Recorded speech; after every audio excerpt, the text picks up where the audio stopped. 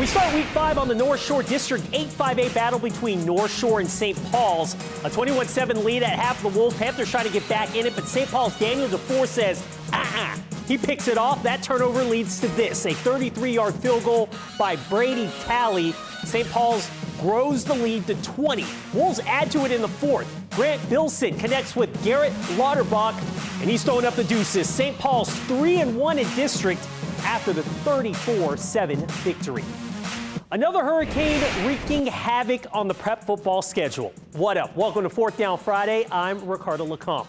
Hurricane Zeta forced games in southeast Louisiana to be moved to other locations with power or canceled altogether. But thankfully, enough games were able to be played tonight, including our game of the week out in reserve. Destrehan and East St. John pretty much determining who will wear the District 7-5A crown at the end of the regular season. Andrew Doak is live at Joe Keller Stadium with much more on tonight's game. Hey, Andrew. Hey, Ricardo. Yeah, big game tonight for both programs, but particularly East St. John, a program that's trying to turn their reputation around from an overlooked program in 5A to a consistent winner. They did that for a half, but that's when Destrehan showed why they are a battle-tested bunch. The winner of this game controlling their own destiny in 7-5A, East St. John, hot out of the gate, scores in 4 plays on their first drive. The Wildcats set themselves up nice on this play from number 4 Marcus Jackson to number 15 Travis Turner, a 48-yard hookup, and on the next play, number 3 Kylan Harris put 6 on the board. ESJ up 6-0. Destrehan would add a field goal, and things started to get chippy in this one. Both coaches met with their teams to cool things off, but the E was slinging the rock from 42 yards out. Jackson to Turner again. Bingo. Home run or bust for much of this first half. But it was paying off for them, up 12-3 after a missed extra point. But Destrehan got back to the ground in the second half, trailing by 9. Back-to-back touchdowns on the ground. Number 25, Shane Lee, pay dirt from 13 yards away. He had 2 in the second half. Destrehan with their first lead, 17-12. And then mid-fourth to seal it, Jai Eugene to number 1, Calvin Bullock. Bang, bang. 29-yard hookup. Destrehan with 28 unanswered in the second half. They win at 31-12. And someone on ESJ's sideline said it best to me, that second half collapse was representative of the old ESJ, and now Destrehan controlling the steering wheel in 7-5A. Live from reserve, Andrew Doak, Fourth Down Friday.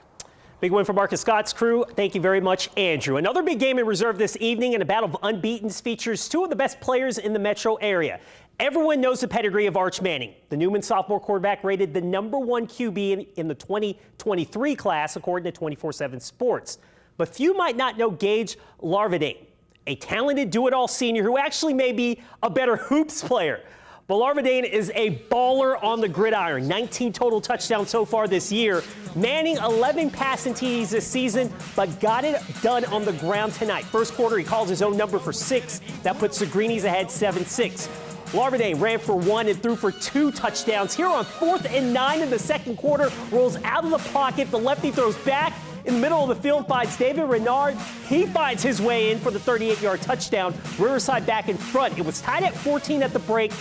21-20 Newman after 3. Greenies up 4 in the fourth quarter. They make it a 2-score game after Manning's 3rd rushing score, an 11-yarder, 31-20 at that point. Manning did throw a TD pass in this one. He didn't need to. Rebels score late, but Newman remains undefeated, winning 31-26. Archbishop Hannan hosting Bogalusa in a District 8-3A matchup. Hawks in the red zone early on. 4th down, Corey Robinson will take the direct snap and score from 5 yards out right here. That made it a 7-0 Hannan lead. Bogalusa was able to cut in the lead, make it a 7-6 game, but the Hawks able to have really a dominant first and then a dominant second quarter to go up 21-6, and they go on to win 49-28. Let's take a look at some other scores from this evening from across the metro area.